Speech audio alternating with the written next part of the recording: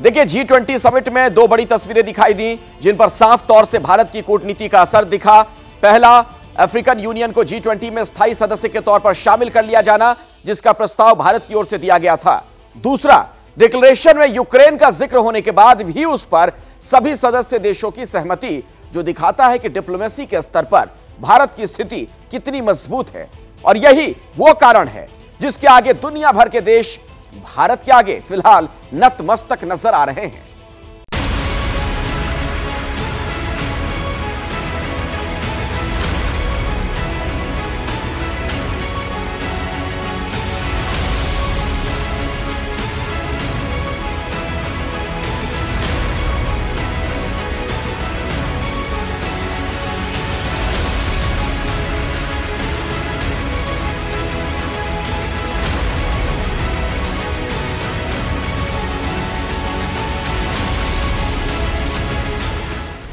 ये नए भारत की चमक है।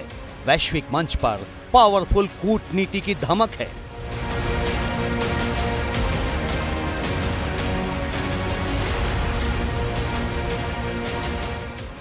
दिल्ली के दिल में डिप्लोमेसी का ये वो अंदाज है जिसके आगे पूरी दुनिया नतमस्तक है।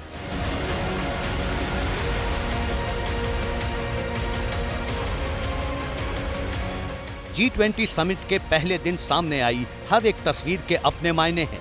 वो तस्वीरें जो सदस्य देशों के नेताओं के भारत मंडपम में कदम रखने के दौरान सामने आई, या फिर वो तस्वीरें जो समिट के बीच में दिखाई दी।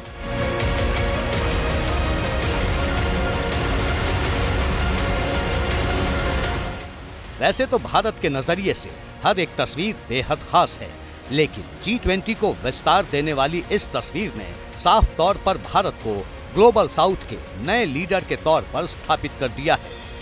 सबका साथ की भावना से ही भारत ने प्रस्ताव रखा था कि अफ्रीकन यूनियन को G20 की स्थायी सदस्यता दी जाए।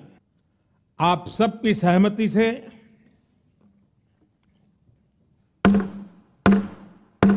मैं अफ्रीकन यूनियन के अध्यक्ष को G20 के स्थायी सदस्य के रूप में अपना स्थान ग्रहण करने के लिए आमंत्रित करता हूं।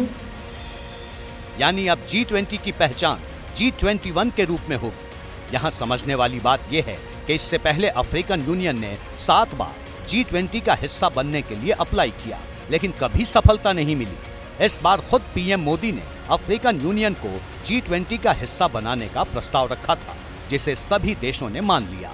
खास बात यह रही कि भारत की डिप्लोमेसी के आगे चीन को भी झुकना पड़ा।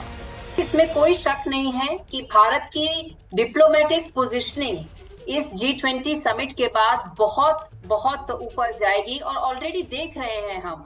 उससे आप इस बात से अंदाजा लगाइए कि भारत ने अभी तक जो भी बातें बोली G20 समिट को लेकर, एजेंडा को सेट करने की जो बातें कही, वो सारी फुलफिल करी है अब तक की। चाहे वो अफ्रीकन यूनियन हो, वो अपने आप में एक छोटी बात नहीं है, बहुत बड़ी बात है कि अफ्रीकन यूनियन जिसने 7 बारी कोशिश करी कि उसे G20 में सम्मिलित किया जाए, 8वीं बारी जाके वो अब G20 का हिस्सा बनेगा। ये पावरफुल कूटनीति का ही असर है कि G20 के घोषणा पत्र में जियोपॉलिटिकल विषय के शामिल होने के बाद भी भारत सर्वसम्मति बनाने में कामयाब रहा। जबकि बैठक से पहले तक रूस और चीन ने जियोपॉलिटिकल विषय को शामिल करने का विरोध किया था। 37 पेज के घोषणा पत्र में 4 बार यूक्रेन का जिक्र किया गया है। नई Delhi G20 leaders summit declaration पर सहमति बनी है। मेरा प्रस्ताव है कि इस लीडर्स डिक्लेरेशन को भी एडॉप्ट किया जाए। मैं इस डिक्लेरेशन को एडॉप्ट करने की घोषणा करता हूं। They dwelt on the ongoing war in Ukraine and the impact it has had, especially on developing and least developing nations still recovering from the pandemic and economic disruption. The 3 F's, food, fuel and fertilizers, were issues of special concern.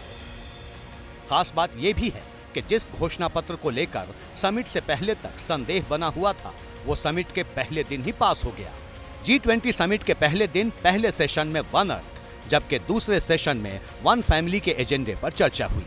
इस दौरान प्रधानमंत्री नरेंद्र मोदी ने किसी देश या फिर उसकी रणनीति की चर्चा नहीं की, लेकिन एक लाइन में ये समझा दिया कि अगर विश्व के सामने खड़ी चुनौतियों से निपटना है तो भारत के मूल मंत्र वसुधैव कुटुंबकम की नीति पर आगे बढ़ना होगा। इस ग्लोबल ट्रस्ट डेफिसिट को एक विश्वास, एक भरोसे में बदले, यह हम सभी के साथ मिलकर चलने का समय है और इसलिए सबका साथ, सबका विकास, सबका विश्वास, सबका प्रयास का मंत्र हम सभी के लिए एक पथ प्रदर्शक बन सकता है।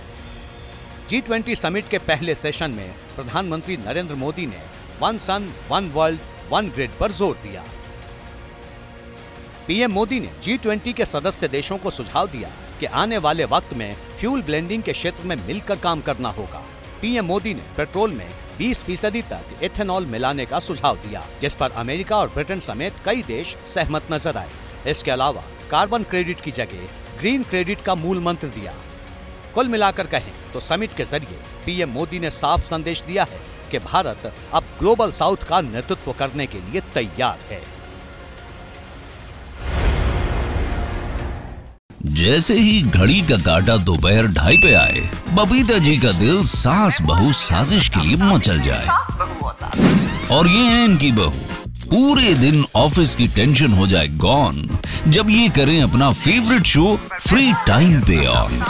इनकी तरह आप भी देखें अपना फेवरेट शो अपने टाइम पर और डाउनलोड कीजिए एबीपी लाइव ऐप अपने स्मार्ट टीवी पर।